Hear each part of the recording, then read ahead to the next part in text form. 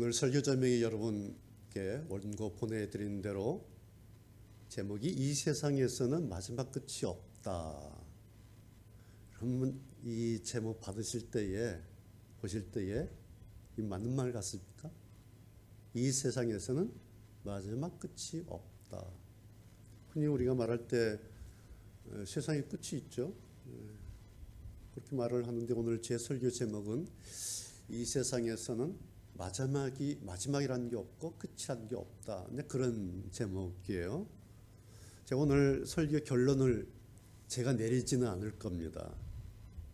오늘 말씀의 결론은 여러분들이 각자 들으시고 나름대로 그 결론을 여러분 머릿속에 한 문장으로 이렇게 결론을 내시면 좋겠습니다. 오늘 제목처럼 시작과 끝에 대해서 그리고 시작에 대해서 이런 것에 대해서 좀 오늘 본문을 가지고 말씀을 드리려고 합니다. 우리 아이들도 입학했다가 졸업하고 또 입학했다 졸업하고 계속 그러지 않습니까?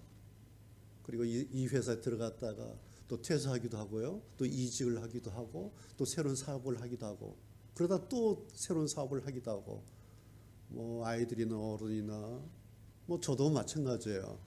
저도 오늘 이 말씀 준비하면서 저의 목사로서의 목회자로서의 그런 세월들을 보니까 시작도 많았고 끝도 많았다. 그래서 오늘 그 부분을 여러분에게 좀 사진을 보여드리면서 좀 같이 시작을 하려고 합니다. 제가 1988년에 이제 만약에 교회를 개척하게 되면 어떤 교회를 할 것인가 그 일기를 하나 쓴 게 있어요. 한번 여러분 보시겠습니까? 이게 제가 목사 되기 전에 그 총신대학에 있는 한국교회 문제연구소 간사 연구원으로 그때 제가 활동을 하고 있었는데 그때 어느 날 이런 교회를 앞으로 내가 개척해서 목회해야겠다. 그래서 잡았던 제목이 쉴만한 교회라는 그런 교회 이름이었어요. 제가 그때 이 메모지입니다. 일지예요. 1988년 2월 3일 날 아마 이런 생각을 했나 봐요. 제가 조금 읽어볼게요. 5년 후에 개척할 교회 이름을 생각하다가 시편 23편 2절에 쉴만한 물가로 쉬게 하시는 목자의 너그럽고 온한 모습을 목회자상으로 그리면서 쉴만한 교회로 이름 짓다. 나그네 세상길 가는 성도들의 지친 영혼이 잠시 쉬었다 가는 휴식처이기를 바란다. 여기에는 주님이 만들어주신 쉼과 평안이 있으며 영혼의 촉촉함이 있으며 하늘의 집에 들어가기 위한 마지막 이정표 역할을 하리라. 주님께서 성도들에게 주신 안식과 평안과 기쁨을 목회자 자신의 성공을 위하여 갈취하지 말자. 그때 이런 생각을 했군요. 목회자 나의 성공을 위해서 성도들의 그걸 갈취하지 말자. 사실 이 생각은 지금도 마찬가지. 저는 목회자로서 내가 어떤 사람인가, 성도님들을 하나님 앞에까지 모셔다 드리는 택시 드라이버 같은 것이 목회자로서의 나다. 그렇게 지금도 생각하고 있습니다. 이제 앞으로 5년 후에 그러니까 92년으로 그렇게 계산이 되게 됐었나 봐요. 5년 후에 서게 될 쉴만한 교회의 청사진을 그리면서 기도와 말씀으로 인격을 준비하자. 목사가 되기 전에 풍요로운 인간 인격체가 되자. 그러면서 이제 88년 2월 5일 금요일 날 0시 26분에 썼다. 그런 저의 글이에요. 그리고 18년 후에 2006년 11월 12일에 드디어 이제 쉴만한 교회를 개척해서 설립 예배를 드렸습니다. 그 첫 사진이 보시면 이 사진이 그 처음 개척 설립 예배 사진이에요. 제가 설교를 하고 있고요. 성도들은 그날 한 사람. 그다음 사진. 제 안에 한 사람 앉혀놓고 제가 설교했어요. 창세기 1장 가지고 하나님의 고독이라는 제목으로 설교했던 3일 전에 이 화실 이사를 했어요. 그래서 청소 대충 하고 먼지 닦고 그래서 이제 첫 설립 예배를 드렸습니다. 그리고 예배 끝나고 이제 축도 제 안에 한 사람 앉혀놓고 이렇게 축도를 했습니다. 헌금함도 그냥 플라스틱 무슨 상에 뭐 플라스틱 통 뭐죠? 받침에다 놓고 하고요. 이게 화실 여기서 이제 쉴만한 교회 설립을 했어요. 예배가 끝나고 제자들이 와서 축하해 주셨어요. 그때 제가 청바지 입고 설립 예배 했군요. 왼쪽에 계신 전도사님은 지금 이제 천국에 가 계시고 오른쪽에 목사님이시고 저희 제자들이 오셔서 그날 이제 저를 축하해 주고 같이 식사를 했던 그런 장면입니다. 그리고 13년 쉴만한 교회 이제 양재동에서 목회하고 이제 폐지했습니다. 이제 다 교회 물건 걷어낸 장면이에요. 앞에 장면이고요. 이거는 이제 제가 30년 동안 강의하면서 설교하면서 읽었던 책들, 제 강의안들 다 버렸어요. 이제 뭐 30년 읽었으니까 더 읽을 것도 없고요. 그리고 이제 마감을 한다라는 의미에서 제가 읽었던 책들, 강의안들, 강의했던 모든 자료들 다 하고 사전과 몇 박스만 제가 이제 집으로 가져갔던 그런 겁니다. 그 마지막 예배 드리고 이제 시흥에 있는 어떤 교회에 헌신 예배제에 가서 설교하고 그다음에 요한계시록 책을 선물로 나눠드리면서 사인했던 그런 장면. 그리고 오전에는 쉴만한 교회를 이제 마지막 예배 드리고 오후에는 다른 교회 가서 헌신 예배했던 이것이 이제 쉴만한 교회 마지막 역사의 한 장면이고요. 그런데 그 후 다시 이제 교회를 323 교회를 개척해서 설립하게 되었습니다. 그리고 오늘 설립 1주년 감사 예배를 드리게 되었습니다. 여러분 보시는 지금 323 교회의 전면의 모습이고요. 제가 2006년에 아주 소소한 꿈 하나가 있었습니다. 그것은 로버트 슐러 미국의 로버트 슐러 목사님이 그 목회하던 수종교회 여러분 많이 아시죠? 그 크리스탈 처치라고 그 교회를 방문해서 주일 예배를 드렸어요. 물론 지금은 이제 가톨릭 성당에 이렇게 넘어갔죠. 그때 교회 전체가 그 통창 유리로 이렇게 되어 있었어요. 6월달이었는데 LA에 밝게 햇살이 이렇게 내렸죠 이거요. 예배실 안에서 밖에 있는 나무들, 그 싱그러운 나무들을 다 볼 수가 있었고 아주 예배당 안으로 바람이 이렇게 들어오고 있었고 그 다음에 하늘이 다 보이는 그러면서 야 나중에 목회할 때 이런 교회면 참 좋겠다 그런 뭐 그냥 생각을 좀 가졌죠. 그런데 이제 2007년에 양재도로 오면서 쉴만한 교회 한쪽 면이 다 유리로 됐었지 않습니까? 그리고 지금은 또 앞면 또 반대편 양면이 또 유리 통문이에요. 저로서는 참 사소한 꿈이었는데 하나님께서 이렇게 소소하게 또 아름답게 소원을 이루어 주셨다. 그래서 저에게는 하나의 아주 중요한 그리고 즐거운 간증거리입니다. 교수 1주년 오늘 기념예배 말하자면 돌잔치죠. 그런데 이렇게 여러분에게과 온라인 영상으로 예배를 드리게 되어서 참 아쉽고 그리고 안타까움이 큽니다. 그럼에도 불구하고 이렇게라도 함께 기념예배를 설립 기념예배를 지킬 수 있어서 뭐 감사하죠. 코로나로 인해서 교회를 세웠는데 교회가 없어졌어요. 그럼에도 불구하고 우리는 여전히 지금 실시간으로 온라인으로 예배하고 있어요. 교회 일이 없어졌고 교회에 모일 수 없게 됐지만 교회는 여전히 이렇게 존재하고 있습니다. 여러분 그렇다면 이건 무엇을 의미하는 걸까요? 우리는 이제 무엇을 어떻게 해야 하는 걸까? 코로나 속에서, 이 시대 속에서, 이 상황 속에서 우리의 신앙을 어떻게 해야 될까? 이제 그런 질문 앞에 우리가 지금 서 있습니다. 교회 일이 없어졌어요. 그런데 남은 게 있어요. 뭘까요? 나의 신앙. 교회 일이 없어지면서 남은 것이 나의 신앙 하나 남았습니다. 이것이 코로나 시대의 예배고 코로나 시대의 신앙입니다. 자, 이제 모이는 교회에서, 그동안에 모이는 교회에서 이제는 신앙하는 교회로 전환해야 하는 그런 시대에 우리가 들어섰습니다. 행위의 교회, 행위를 하는 그런 교회에서 본질로서의 교회로 갈아탈 것을 우리의 의사와 관계없이 이제 요구받고 있습니다.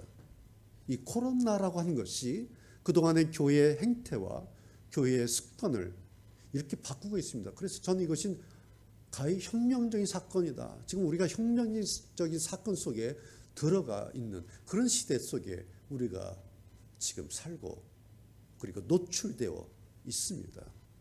그런데 여러분, 이게 성경입니다. 아시겠습니까? 이게 성경이에요. 이것이 사실은 하나님께서요, 구약 시대 그때부터 주문하셨던 하나님의 오더, 하나님의 주문이에요. 이게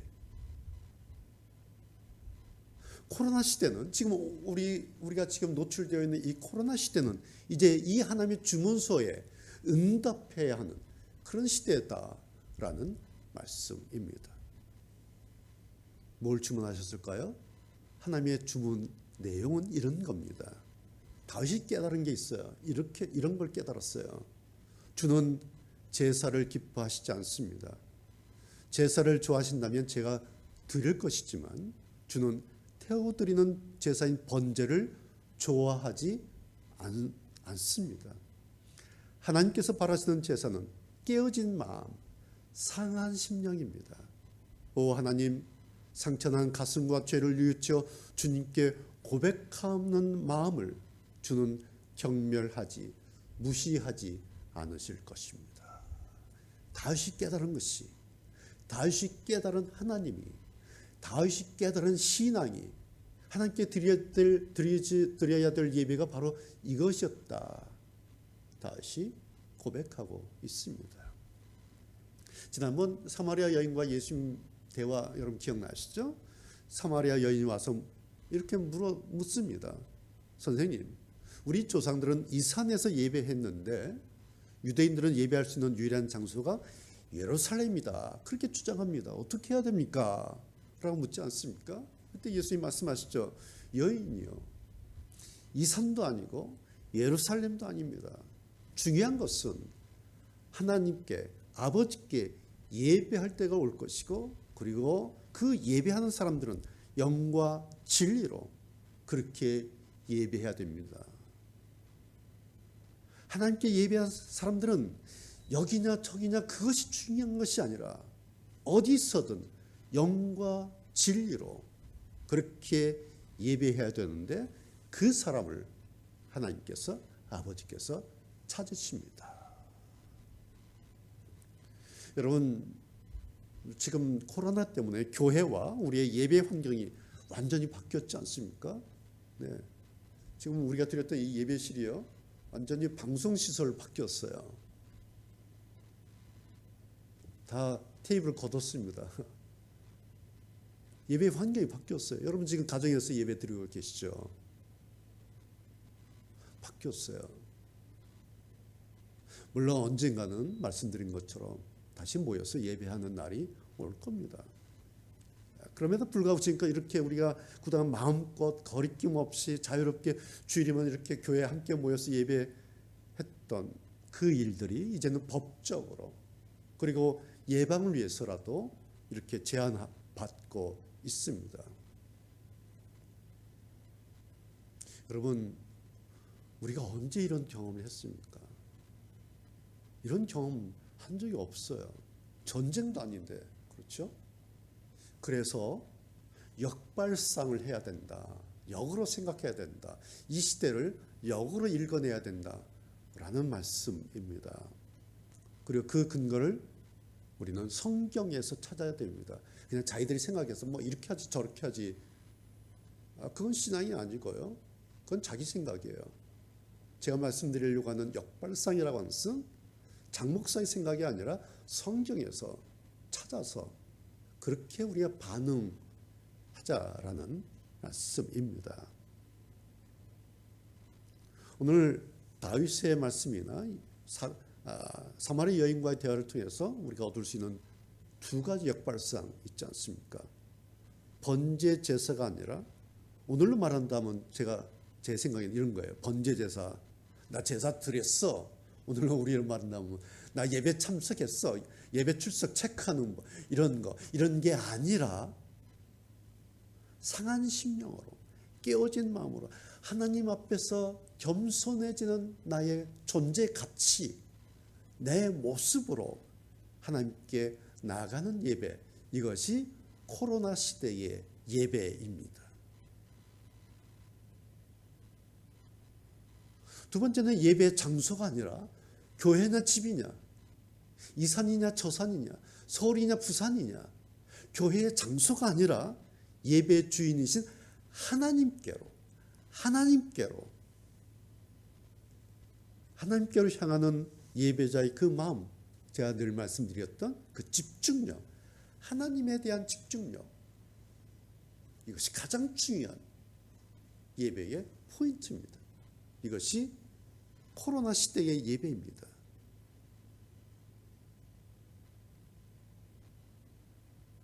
이것이 구약과 신약에서 장차 교회들이 핵심으로 삼아야 할 것으로 말씀하신 성령의 정신과 강조점이에요. 그런데 그동안 교회에서 사실 집중력이 사실은 좀 흩어졌지 않습니까? 지금 여러분 어떠세요? 여러분 모니터만 보고 계시죠? 여러분 핸드폰만 보고 계시죠? 아이패드만 보고 계시죠? 어떠세요? 교회 때보다 집중력 더 생기죠? 다른 사람 볼 거 없잖아요. 다른 성도들 왔나 안 왔나 살필 거 없잖아요. 그냥 모니터 저만 지금 보고 계시지 않습니까? 좋잖아요. 이게 집중력이에요. 코로나가 이 집중력을 하나님께로 향하는 예배에만 집중할 수 있는 이걸 코로나가 지금 돕고 있는 거예요. 이게 역발상이라는 겁니다. 어떤 면에서는 코로나가 우리의 이 원점, 하나님의 그 주문, 하나님께서 원하시는, 바라시는, 주문하셨던 그 원점으로 다시 돌아가도록 우리를 이끌어가는 그런 역할을 했다라고 또 말씀드릴 수가 있어요. 여러분, 이 시대를 우리가 읽을 줄 알아야 되고, 특별히 이 시대를 성경의 관점에서 볼 줄 알아야 된다라는 말씀을 제가 드립니다. 오늘 설교 제목 다시, 이 세상에서는 마지막 끝이 없다. 마지막 끝이란 말할 때 따라붙는 말이 있죠. 시작. 그러니까 마지막이든 끝이든 그 이전에는 그 시작이 있었어요. 그 시작부터 이제 끝 지점, 마지막 지점으로 가는 거 아닙니까? 자, 이제 물론 꽤 됐죠. 몇 달 좀 됐죠. 지난 겨울부터 여름 이제 다 가고 있고 가을로 들어가 있는데 꽤 오래 됐는데 코로나 시대에 이제 들어가 있습니다. 그 끝은 모릅니다. 아무도 몰라요.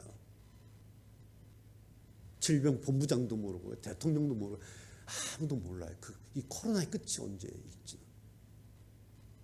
근데 오늘 설교 제목이 맞아요? 마지막 끝은 없다? 오늘 설교가 시작과 끝에 관한 말씀입니다. 지난번 제가 온니엘부터 드보라 바락 지난주 야엘까지 6번 설교를 했어요.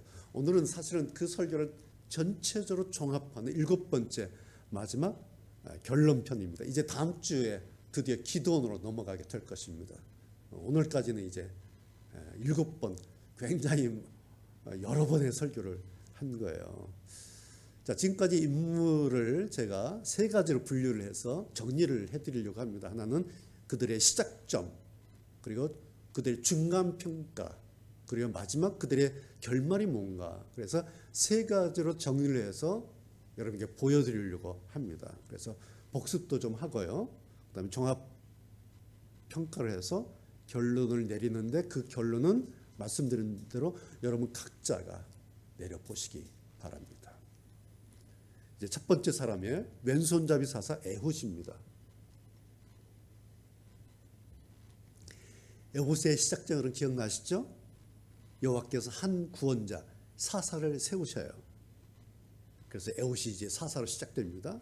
근데 이 사람이 베냐민 지파 사람이라 그랬죠. 베냐민이란 뜻이 오른손 집안이다 그런 뜻이에요. 그런데 이 에훗은 왼손잡이에요.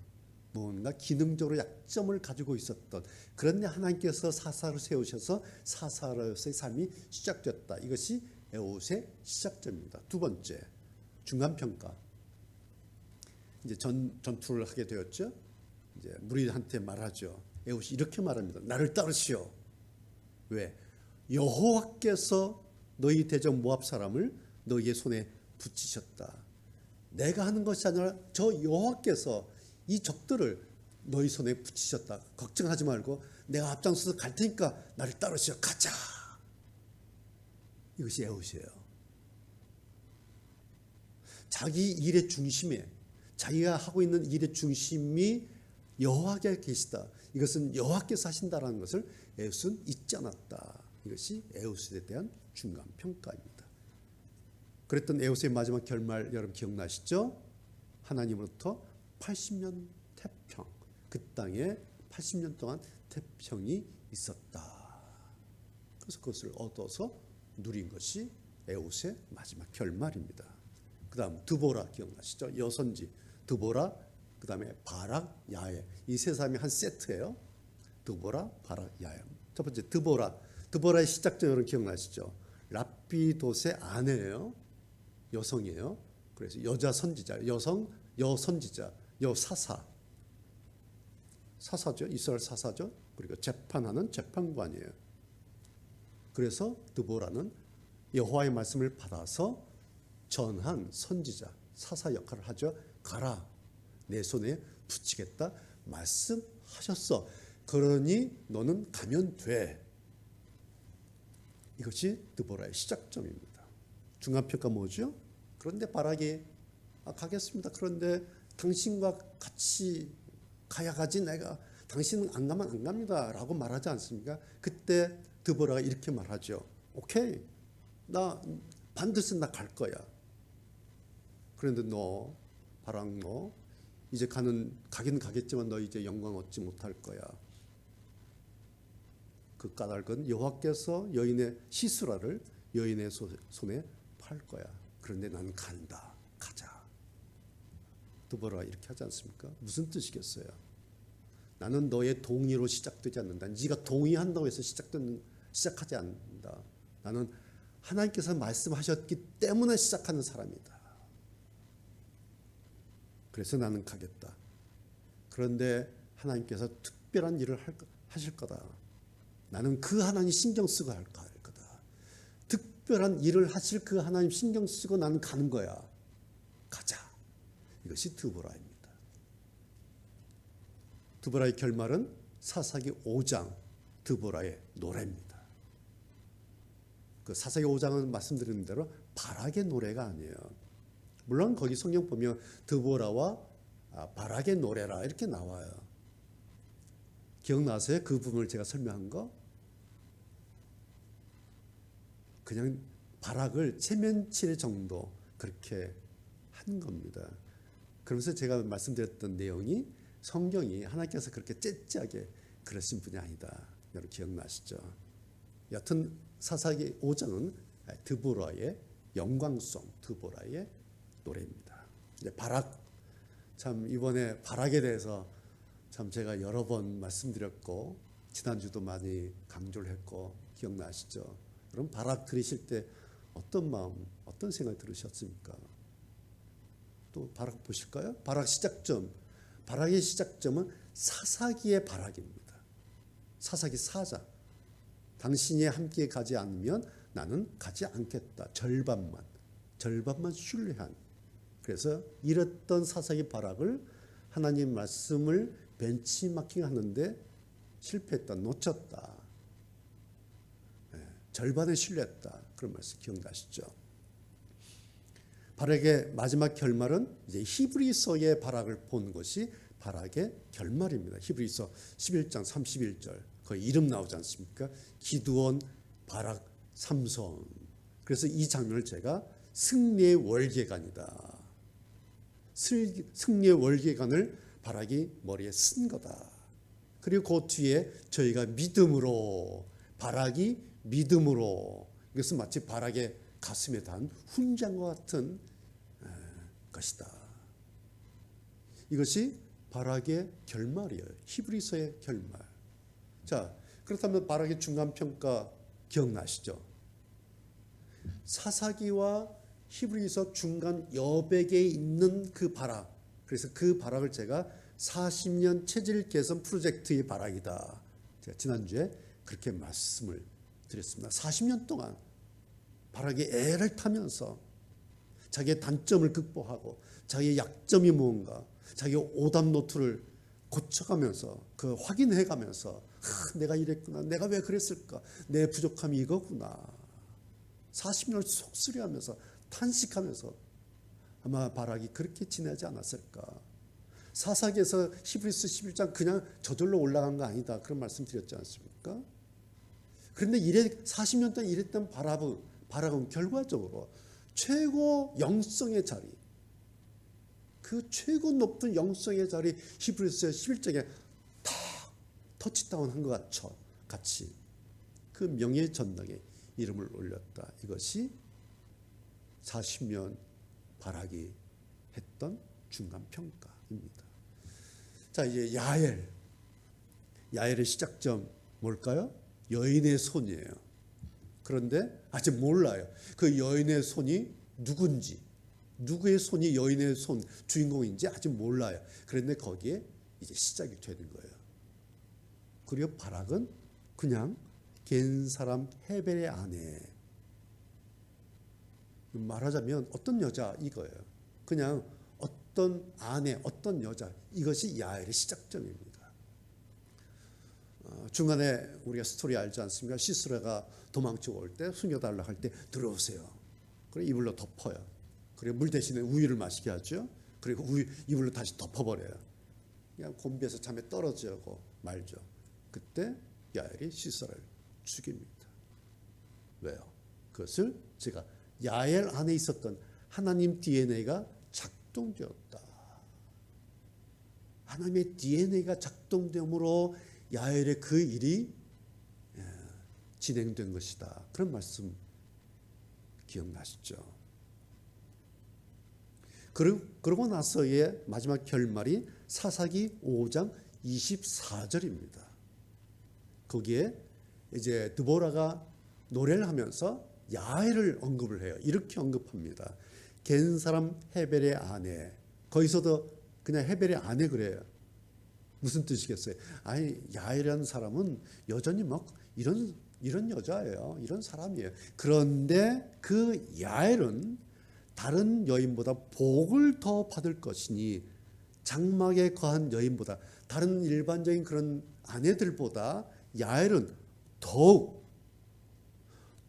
복을 받을 것이다. 라면서 드보라가 자기의 그 노래에 야엘을 등장시키면서 축복을 한 것을 볼 수가 있습니다. 이 축복이 야엘의 마지막 결말입니다.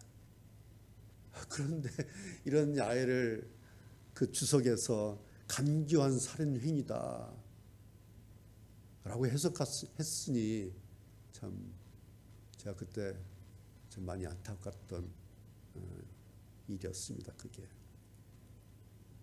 이 사람이 야엘이에요. 자, 그 다음에 오늘 이제 새롭게 나온 사사가 입산입니다. 입산. 여러분 많이 잘 아시죠? 입산. 자, 입산의 시작점이 성경에 이렇게 돼 있어요. 베들레헴 입산. 뭐 간단한 거예요. 그러니까 입산은 고향이 베들레헴이다. 베들레헴 출신이다. 그런 얘기예요. 그런데 이스라엘 사사, 하나님께서 이스라엘의 사사로 입산을 세우셨다. 성경이 이렇게 입산의 시작점을 이력을 썼어요. 베들레헴, 입산, 이스라엘의 사사. 자, 중간평가를 또 성경에 써 있죠. 중간평가가 이런 거예요.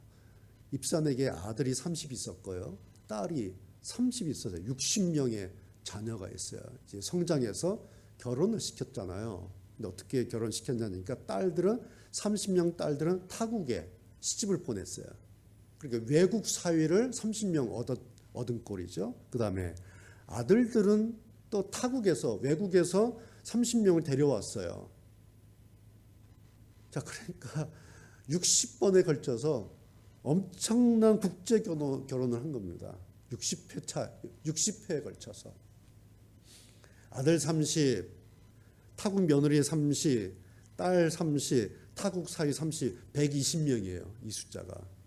그리고 결혼해서 이제 1년 지나면 이제 애기들 막 손자들 막 손자 손녀 막 낳지 않았겠습니까? 얼마나 막 가정이 엄청 낳았을 것 같아요. 그런데 제가 이런 생각 해봐요. 이건 가정인데 만약에 이제 입선이 사사 기간이 7년이에요. 근데 그 7년 기간 중에 그 60명의 자녀들을 결혼시켰다. 가정이에요. 이것은 정확하지 않지만 그냥 가정해보는 거예요.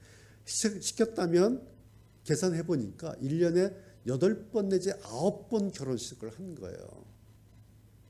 그리고 결혼하면 지금처럼 뭐 하루에 끝나지 않지 않습니까? 이 사람은 일주일 동안 결혼식 피로연을 하는 거예요. 그러니까 1년 내내 입산의 집은 7년 동안 결혼식이에요. 분위기가. 7년 동안. 1년 365일이 그냥 결혼식 분위기예요. 잔치 분위기. 얼마나 신나겠어요. 얼마나 날마다 음식과 손님과 춤과 노래와 술과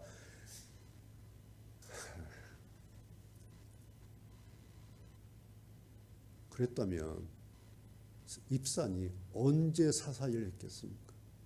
사사일을 백성들 모아놓고 언제 사사일을 했겠습니까? 그랬던 입산의 마지막 결론이 또 성경에 아주 정확하게 기록이 되어 있죠. 그가 사사가 된지. 우리가 입산이 사사인 거 알잖아요. 앞에 사사로 했으니까 다 알아요.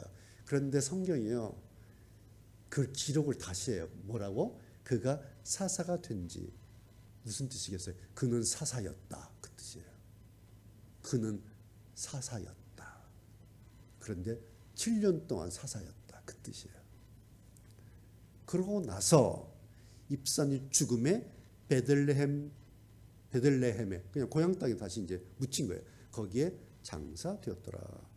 여러분 이 의미가 뭐같이 들립니까? 베들레헴에 장사되었더라. 입산이 죽어서 고향 땅에 금이 환영해서 대규모로 장례식을 아주 거하게 거행했다. 그런 뜻같이 보입니까? 아니면 그게 뭐냐? 이런 뜻같이 보입니까? 여기에 뭔가 의미가 있겠죠. 그냥 죽었다 하면 끝났는데요. 성경에요.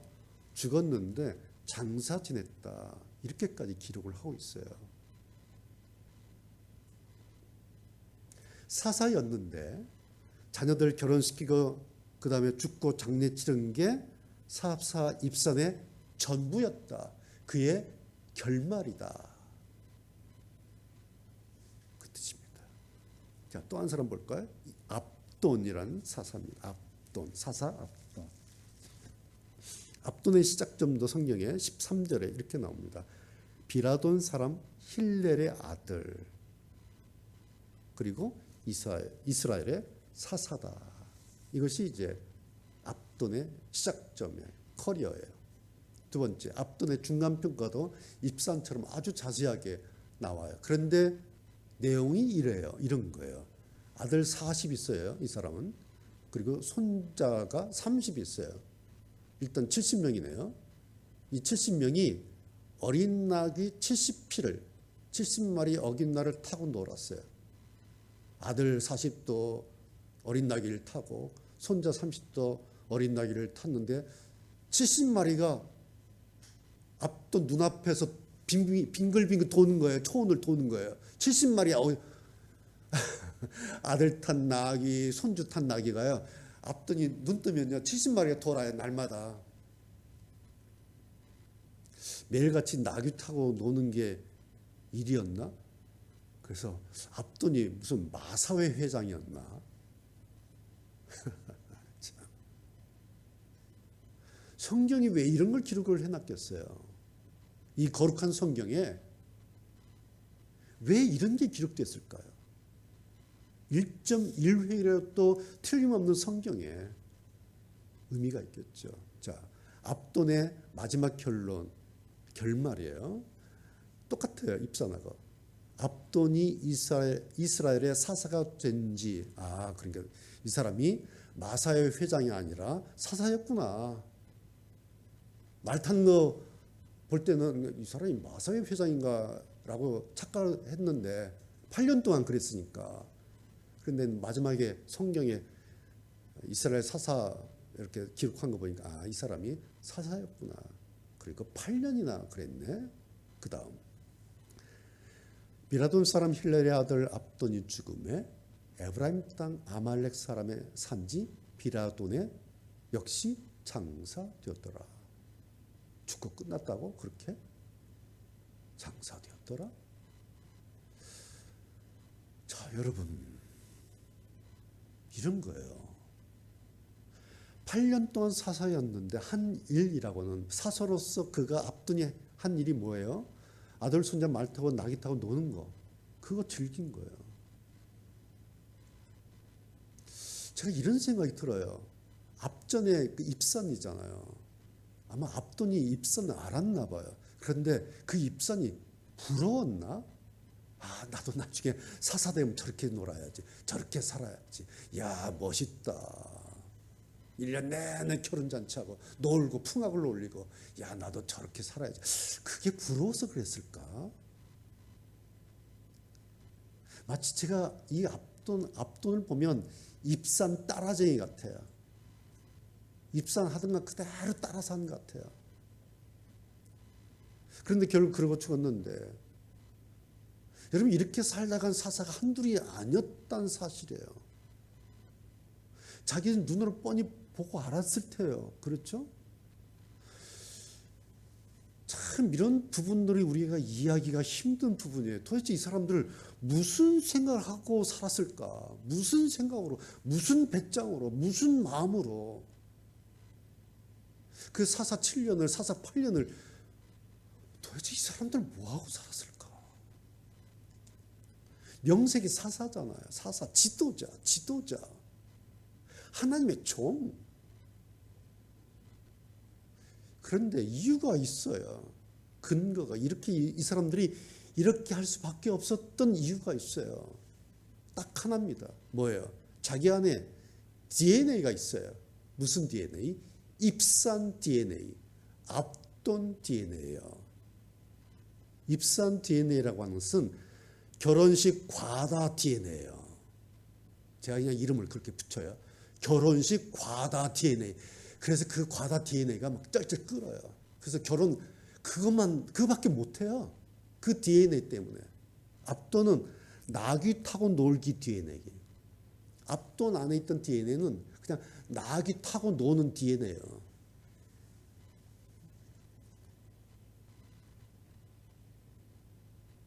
(7년 8년을) 즐겼던 자기들의 이 DNA가 하나님 사사라고 하는 하나님 사사 DNA를 이겨먹었어요.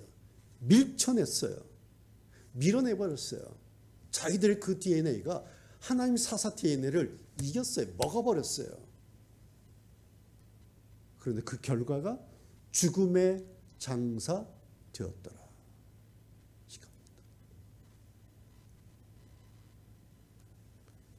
제가 지난주 DNA 말씀드리면서 몇 가지 이렇게 정리한 게 있어요. 뭐 이런 얘기예요. 어떤 DNA는 자기와 같은 DNA를 끌어간다. 그래서 결국에는 같은 DNA끼리 만나요. 그리고 그 사람이 그 DNA가 그 사람의 마지막을 결정짓는다. 입산의 결혼식 과다 DNA가 그의 마지막을 결정지어요. 압돈의 낙이 타고 놀기 DNA가 그의 마지막 결말을 결정짓는다. 그런 말씀이에요. 여러분 정리가 되셨습니까? 이제 시작점, 중간평가, 그 다음에 마지막 결말을 이제 제가 정리해 드렸어요. 자, 같은 점, 다른 점 보이십니까? 이 사사들 같은 점이 있고 다른 점이 있어요. 보이시나요? 사사 아무개 이건 같아요. 그렇죠? 이게 공통점이에요. 사사 온니엘, 사사 에훗, 사사 삼갈, 사사 드보라, 사사 입산, 사사 압돈. 이게 공통점, 같은 점이에요. 사사 아무개였다. 같아요. 다른 점이 있어요. 에훗은 사사 에훗이에요. 에훗은 죽었어요. 그런데 에훗 죽은 그 장면 보면요, 죽은 후에 장사되었더라 이 말씀이 없어요. 다시요. 에훗은 죽은 뒤에 그의 기록에 장사되었더라 이게 없어요. 자, 그렇다면 그 다음 영혼으로 무언가가 남았다는 뜻인가? 죽었는데 그 다음에 뭐가 남았다는 의미인가? 에훗의 마지막 끝이 뭐지? 없다고? 그렇다면 지금 우리가 이렇게 계속해서 에훗을 이야기하고 있지 않습니까? 그러면 지금 우리가 이야기하고 있는 이 에훗의 이것은 지금 뭘까요? 두 번째, 입산과 압돈에게는 에훗처럼 그 중간에 이런 게 없어요. 여호와께서 혹은 네 손에 붙이셨다. 이게 입산이나 압돈에게는 없어요. 뭘까요? 입산과 압돈은 중간에 7년 동안 8년 동안 그러면 이 하나님을 잊고 살았단 말인가? 결혼식 하느라고 그 다음에 낙이 타고 노느라고 이 하나님을 잊고 살았단 말인가? 명세기 사사인데 사사가 하나님을 잊어버렸다고? 사사가 하나님 말씀을 놓쳐버렸다고? 그 뜻인가? 세 번째, 당연히요. 그래서 입산과 압돈에게는 이게 없어요. 그 땅이 태평하였더라. 이 말씀이 없어요. 맞죠? 네. 7년 끝, 8년 끝, 장사하고 죽었다. 끝이에요. 그러고 나서 그 다음에 있어야 될 말이 그런데 입산 후에 압돈 후에 그 땅이 태평하였더라. 이게 있어야 되는데 그게 없어요. 그럼에도 불구하고 입산과 압돈은 태평하게, 폼나게, 넘치게, 풍요롭게 살았을 겁니다. 1년 내내 결혼식 하면서 1년 내내 낙이 타게 놀면서 백성들은 죽어 나자빠지든 말든 자기들은 풍요롭게, 신나게, 폼나게 살았을 것입니다. 그렇다면 이런 생각이 들어요. 그렇다면 하나님께서 사사로 이 사람들을 세우셨는데 그러면 하나님께서 사사로 세우신 그건 뭘까? 그 하나님 뭐가 되는 걸까? 그렇지 않습니까? 멀쩡하게 사사를 세웠는데 이 사람들 하나님 다 까먹고 다 놓쳐버리고 자기들 시대에 놀았어요. 그럼 그 자기를 세우신 그 하나님 뭐가 되는 겁니까? 아, 이게 마태복음 7장 그건가? 제가 그런 생각이 들어요. 마태복음 7장 여러분 아세요? 주여 주여 하고 주의 이름으로 선지자 노릇하고 주의 이름으로 많은 권능을 행하고 주의 이름으로 귀신을 쫓아냈는데 그런데 하나님께서 불법이다. 나 너 모른다. 아웃.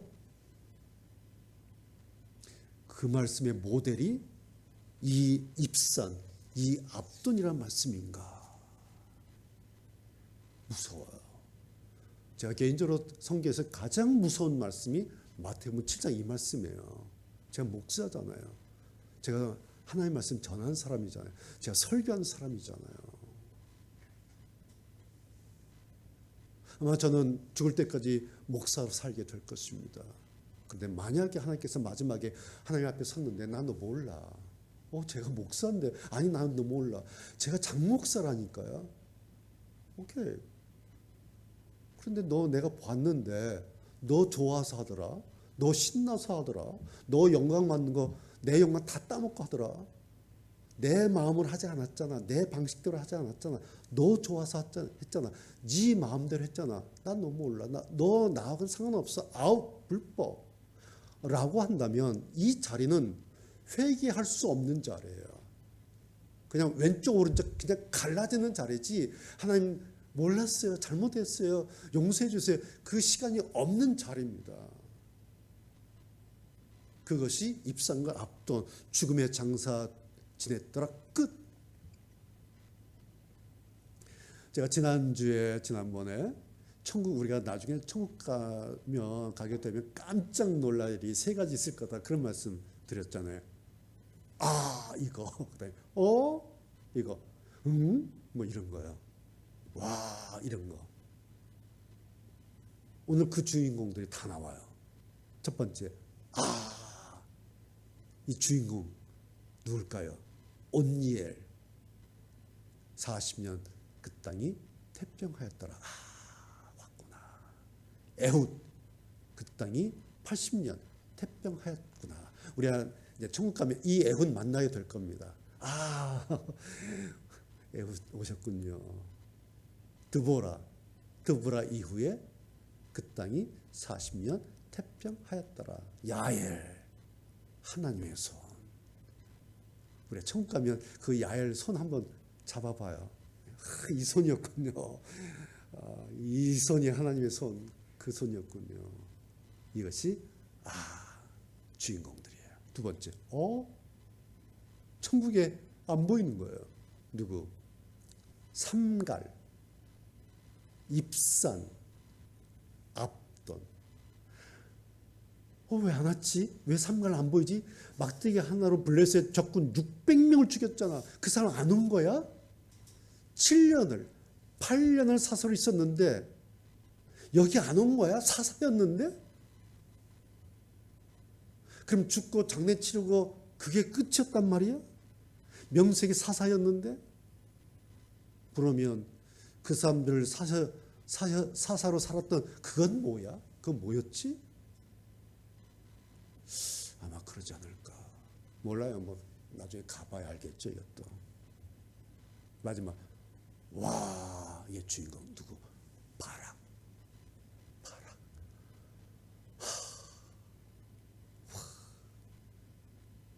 아마 제가 생각할 때는 바락을 만나게 되면 정말 감격스럽고 감탄하게 될 거예요.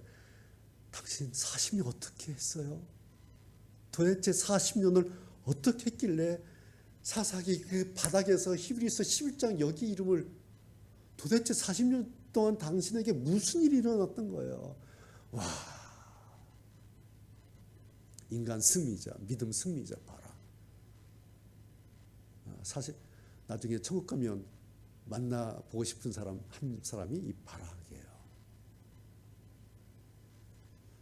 여러분 오늘 이제 7번에 걸쳐서 이렇게 온니엘부터 에훗, 삼갈, 드보라, 바락, 야엘, 입산, 압돈까지 그들의 족적을 이제 살펴봤습니다. 물론 그들은 이제 이미 이 세상에 없어요. 그런데 그의 이름이, 자기의 이름이 성경에 이렇게 그대로 남아 있습니다. 그리고 오늘 21세기 2020년 우리가 지금 기억하고 있고 우리가 지금 말하고 있어요. 7차례에 걸쳐서 매주마다 지금 말하고 듣고 있습니다. 그런데 자기들만 몰라요. 왜? 다 죽었잖아요. 자기들 몰라요. 우리는 알고 있어요. 그래서 그들은 에훗이든 온니엘이든 삼갈이든 드보라든 바락이든 야엘이든 입상이든 압돈이든 그들은 우리에게서 끝이 나지 않았다는 거예요. 자기들은 끝났는데 우리들에게서 그들은 여전히 계속되고 있습니다. 어떤 사람들은 성경에 영광스럽게 이름이 남아있기도 합니다.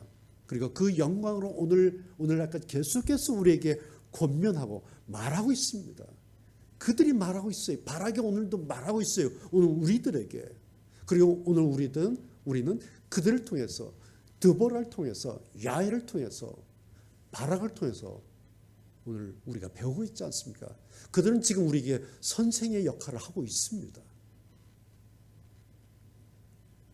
그리고 그들이 만났던 그 하나님을, 그 똑같은 그 하나님을 오늘 우리가 여기에서, 그리고 여러분의 가정에서 이 예배 시간에 예배를 통해서 지금 만나고 있어요. 이 하나님이 누구의 하나님이신 줄 아십니까? 에옷의 그 하나님, 야엘의 그 하나님, 바락의 그 하나님, 똑같은 하나님을 우리가 지금 만나고 있습니다. 이것이 끝나지 않은 성경의 이야기들이고 그 주인공들입니다. 우리 사람들이 이런저런 일로 마지막에 당하고 또 가장 힘들 때 그냥 자조적으로 하는 말이 있죠. 나 죽고 없으면 끝이지 뭐. 나 죽고 없으면 끝이지 뭐. 여러분, 그런다고 끝이 납니까? 만약에 그랬다 하더라도 자기 대신 그 목까지 대신 짊어져야 될 남은 사람들 많습니다. 그리고 그를 기억하는 사람들이 많아요. 또 이렇게 얘기하면 에이 그래봤자 소용없어요. 나 죽으면 나는 모르는데 끝이지 뭐. 그런데 그거는요, 뭘 모르는 자기 이야기예요. 여러분, 우리가 돌아가신 부모님 기억하고 있지 않습니까? 저는 돌아가신 아버지, 돌아가신 어머니 여전히 늘 기억해요. 그런데 우리가 돌아가신 부모님 기억하는데 부모님의 무엇을 기억합니까? 그냥 엄마를 기억해요. 그냥 내 아버지를 기억해요. 그런데 그 부모님은 돌아가셔서도 죽어서도 말하고 있지 않습니까? 죽었는데 그 자식들은 그 부모 생각하지 않습니까? 돌아가셨다고 그것으로 끝나는 부모는 없습니다. 이렇든 저렇든 끝나지 않아요. 오히려 해가 갈수록 새로 새로워지는 것이 돌아가신 부모님의 그 여운이라고 하는 것입니다. 부모님의 여운이 남아있지 않습니까? 돌아가시긴 하셨지만 무언가가 남아서 자녀들에게, 자식들에게 기억나게 합니다. 부모님의 여운이라는 거예요. 이건 안 없어져요. 우리가 추도식 하는 날만 기억하지 않아요. 저는 1년 12달 거의 기억해요. 누구를? 그냥 엄마를, 그냥 아버지를 기억해요. 그게 뭐예요? 부모님의 여운이에요. 안 없어져요. 그리고 그 여운이 나를 권면해주고 위로해주고 깨닫게 해주고 가르쳐줘요. 여러분, 이 세상에서는 끝과 마지막이 있는 것처럼 보여요. 그러나 사실 끝은 없습니다. 단지 전혀 새로운 시작점을 향해서 이 세상의 마지막 끝 지점을 향해서 가고 있을 뿐입니다. 예수님은 내가 그 시작점 알파다. 내가 그 마지막 점 오메가다. 내가 알파와 오메가다. 그렇게 말씀을 하셨습니다. 그런데 예수님의 그 시작점은 시작을 알 수 없는 태초에 계시니라. 태초예요. 그런데 이 태초라고 하는 것은 그 시작점을 우리가 알 수 없어요. 그게 알파예요. 물론 예수님의 마지막 점은 아예 없어요. 여러분, 그림자도 시작과 끝이 있죠. 그렇죠? 그림자가 시작하는, 그리고 그림자 끝나는 지점이 있어요. 그래서 성경에 보면요, 야고보서 1장 17절 성경에 보면 하나님은 바뀌는 그림자도 없는 분이시다. 그런 표현이 나와요. 하나님은 바뀌는 그림자도 없다. 무슨 뜻이겠어요? 하나님은 시작과 끝이 없으신 분이시다. 다만 우리의 이해를 위해서 다만 수사학적으로 문학적으로 표현한 것이 알파와 오메가다. 그래서 마치 우리는 하나님을 알파라는 시작점, 오메가라는 끝점, 이 안에 계신 분 이렇게 생각하는, 이건 우리의 이해고, 알파 이전에 알 수 없는 시작점, 하나님의 시작점, 오메가 그 밖에 알 수 없는 하나님의 그 끝이죠. 없어요. 이것이 영원, 무한한, 영원하신 하나님의 개념입니다. 여러분, 하나님의 시작이 어디 있겠습니까? 그리고 하나님의 끝이 어디 있겠습니까? 이게 우리의 신앙이에요. 우리의 삶이나 우리의 신앙도 그 끝 지점을 향해서 꾸준히 나아가고 있을 뿐입니다. 여러분, 이것은 제가 무슨 철학적인 말을 하는 게 아니에요. 이것은 물리적이고 사실치 공간적인 사실이에요. 끝 지점을 향해서 그냥 계속해서 물리적인 시공간의 현상에서 그냥 가고 있을 뿐입니다. 그것이 오늘의 끝이 뭐예요? 내일이에요. 그리고 내일의 끝이 또 내일이에요. 그저 앞으로 나아갈 뿐입니다. 따라서 오늘 지금이 그 사람의 내일과 그 사람의 그 다음을 결정짓게 될 것입니다. 그래서 우리는 뒤 돌아볼 겨를이 없어요. 뒤에 있는 것은, 지나간 것은 이미 다 지나간 과거입니다. 그거 뒤져보고 그거 따져봐야 거기에 영향가 없어요. 그건 없어졌어요. 거기는 영향가 없어요. 지금과 오늘 이 시간이 가장 중요합니다. 여러분, 오늘의 이 한 번의 예배, 오늘 이 주일 아침, 이것이 우리에게 중요합니다. 여러분, 말씀드린 대로 오늘 우리 교회 1주년 되는 그런 기념 감사 예배 날이에요. 자, 1년 됐다. 무슨 뜻이에요? 1주년이다 라는 의미는 단지 1년 됐다 그런 의미가 아니에요. 1주년이 됐다고 하는 것은 1년 후에는 2주년 되는 날이 올 것이다, 그런 의미입니다. 참, 여러분, 지난 1년 어떻게 지나갔는지 제 기억으로는 엊그제 일 같아요. 여기서 함께 설립 예배 드렸던 그 일이 9월 1일이었어요. 첫 주일이 9월 1일이었는데 엊그제 같아요, 정말. 아마 2주년 2021년 9월의 그날도 우리에게 이렇게 다시 찾아오게 될 것입니다.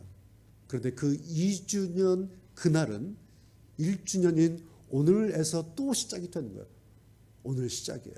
그래서 우리가 아까 교동문 1번 했잖아요. 53번까지 다 끝나고 오늘 2주년을 시작하는 오늘 교동문 1번 시편 1편을 시작하는 겁니다.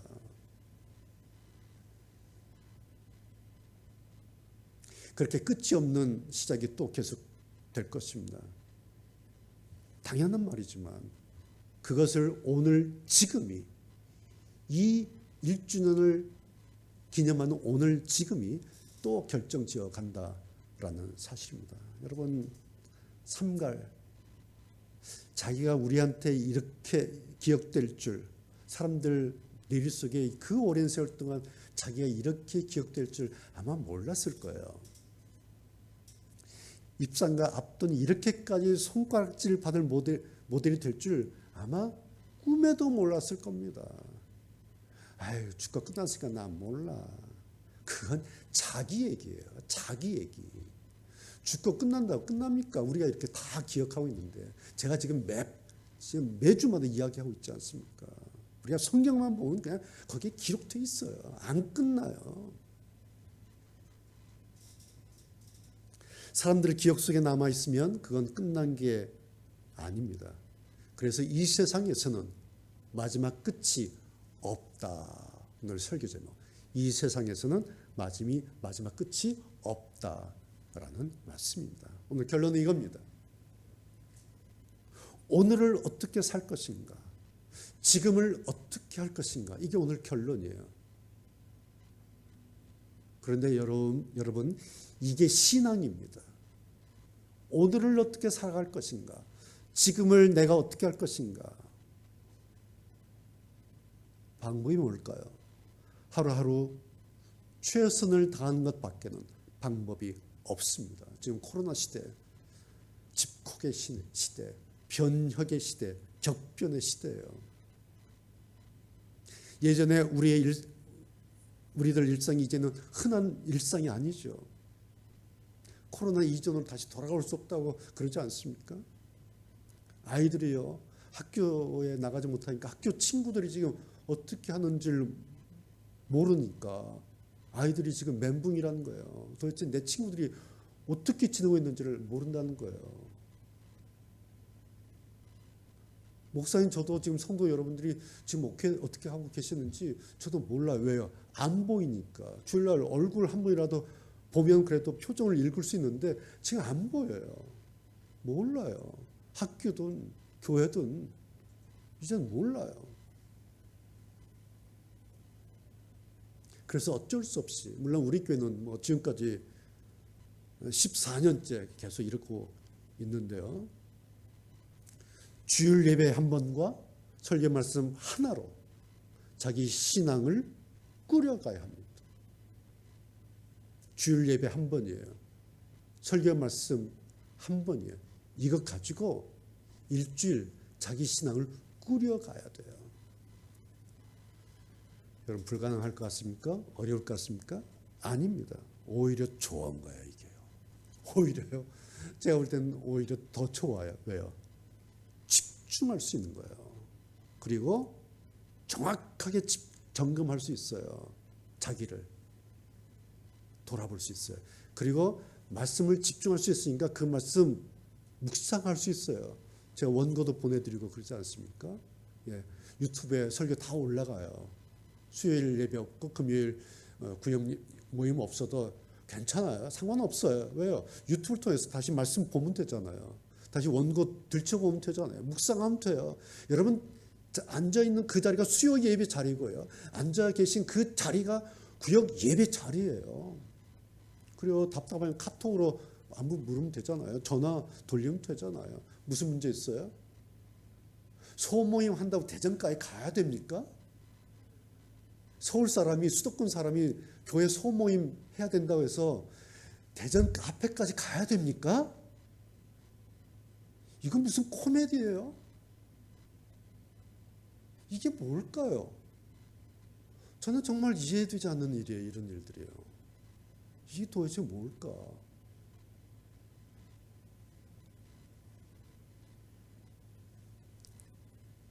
필요한 건 이런 거예요. 이제 환경이 바뀌었기 때문에, 교회가 바뀌었기 때문에 내 신앙의 방법도 바뀌어야 돼요.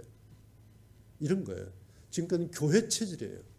교회에서 훈련받고, 교회에서 봉사하고, 교회에서 일하고, 교회에서 예배드리고, 교회에서. 그래서 나도 모르게 10년, 20년, 30년, 40년 교회 체질이 됐어요. 우리 그리스도인들이에요. 근데 교회 못 오잖아요.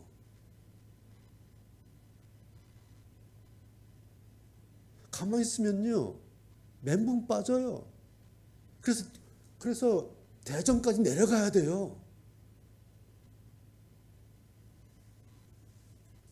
그것보다 교회 체제를 가지치게 하면 됩니다. 이제 하나, 둘 다듬으면 돼요. 어떻게? 신앙 체질로, 말씀 체질로 다듬어가면 돼요. 교회 체질이 나빴다는 얘기가 아니라 잘못됐다는 얘기가 아니에요. 오해하지 마십시오. 그건 아주 귀한 거예요. 중요한 거예요. 단지 이제 혼자서 말씀으로 다듬어가면 돼요. 가지치기 하는 거 있잖아요. 예쁘게, 아름답게. 불필요한 거 잘라내면 돼요. 그렇죠? 신앙과 관련 없는 거, 사람들과 뭐 싸우고 으르렁거리고 이렇게 가지치면 돼요. 이제 안 만나니까 좋잖아요. 만나서 싸울 일 없잖아요. 가지치기 하면 돼요. 그리고 지금까지는 교회일로 신앙을 점검했어요. 얼마나 열심히 하는지, 얼마나 뭘 하는지. 나쁜 거 아니에요. 다 좋아요. 그런데 점검하는 일이 그거였어요. 그런데 교회를 없으니까 점검할 게 없는 거예요. 그런데 점검할 거 있어요. 뭐로? 말씀으로. 하나님 말씀으로 내 신앙을 다시 점검하고 가지치게 하고 그리고 아름답게 세워나가면 됩니다. 너무너무 고마운 거예요. 뭐가? 코로나가. 이런 면에서는. 다른 건 다 나쁜데 이런 면에서는 교회, 우리 신앙을 위해서는 코로나가 일조를 하고 있어요. 저는 그렇게 봐요. 이게 역발상이에요. 코로나가 하나님께서 원하시는 것을 어쩔 수 없이라도 하게 만들고 있어요. 그러니까 우리가 이거 하면 돼요. 이것이 코로나 시대 신앙, 코로나 시대의 예배예요. 아무런 문제가 없는 거예요. 제가 오늘 혼자지만 이렇게 정장에 기념일이라고 예식 넥타이까지 한 거예요. 좋잖아요, 여러분. 예? 오늘 기념일 축제 날이에요. 잔칫날이에요. 떡은 못 돌리지만 제가 나중에 선물 하나 돌릴 거예요. 떡 대신. 아무런 문제가 없는 거예요. 일이 없는 거예요. 그냥 이렇게 하면 돼요. 여러분 각자의 자리 있지 않습니까? 가정이든 일터든 그것이 뭐 돈 버는 일터가 됐든 아니든 관계없어요. 거기서 여러분의 어떤 꿈을 가지고 그러면서 하나님 잊지 않고 나에게는 하나님의 여지라고 하는 것이 남아있다. 나에게는 하나님의 여지 하나 있어. 그거 잊지 않고 살면 됩니다. 그 지난주 설교했죠. 내 꿈과 하나님의 꿈. 이거 잊지 않고 사는 그 사람이 하나님을 꿈꾸며 사는 사람이에요. 그리고 그런데 여러분 이런 사람을 하나님께서 나 몰라 외면하실 것 같습니까? 아니에요. 그런 일 안 일어나요. 오히려 하나님께서요 더 궁금해하세요. 그래서요 하나님께서 이렇게 들여다보세요. 제가 집에서 뭐하지? 제가 구석에서 뭐하지? 제가 혼자서 뭐하지? 혼자 예배하면서 뭐하지? 라고 지금 하나님께서 여러분 가정에 가셔서요 들여다보세요. 왠지 아세요? 하나님이 여러분을 궁금해하세요. 왜요? 하나님의 여지를 열어놓고 궁금해하시니까 하나님도 그 여지의 만큼을 궁금해하시는 거예요. 어쩌면은 이 하나님의 여지를 가지시고 하나님께서 그 다음을 더하실 것입니다. 이것이 믿음이에요. 이 믿음, 이 기대감, 이 소망이 우리에게 있어야 되는데 성경은 이것을 믿음이다. 바라는 것들의 실상이다. 눈에 보이지는 않지만 그것의 증거다. 그것이 믿음이다. 그렇게 말합니다. 여러분 그리고 이 말씀이 예수님의 황금률이라고 하는 마태복음 6장 33절 말씀. 너희는 먼저 그의 나라와 그의 의를 구하라. 그러고 나면 이 모든 것을 너희에게 더하시리라. 그렇게 하면 저는 참 이 말씀 좋아해요. 그리고 이 말씀을 그냥 믿어요. 그렇다고 해서 제가 무슨 복 때문에 의도적으로 기계적으로 무슨 뭐 계산을 해서 그렇게 하지 않아요. 단지 이 말씀이 좋은 거예요. 그리고 맞아, 내가 예수 믿는 사람인데, 내가 하나님 믿는 사람인데 당연히 이렇게 해야지. 그래서 믿고 좋아하는 거예요. 그리고 이 말씀이 믿어져요. 왜? 좋으니까. 날마다 이렇게 시작할 뿐이에요. 시작을 이렇게 합니다. 그런데 이런 것이 그 사람의 마지막 지점을 또 결정짓게 될 것입니다. 오늘 말씀은 여기까지예요. 이제 오늘 말씀의 결론을 여러분 각자 머릿속 그림으로 한번 결론을 내려보시길 바랍니다. 기도하시겠습니다.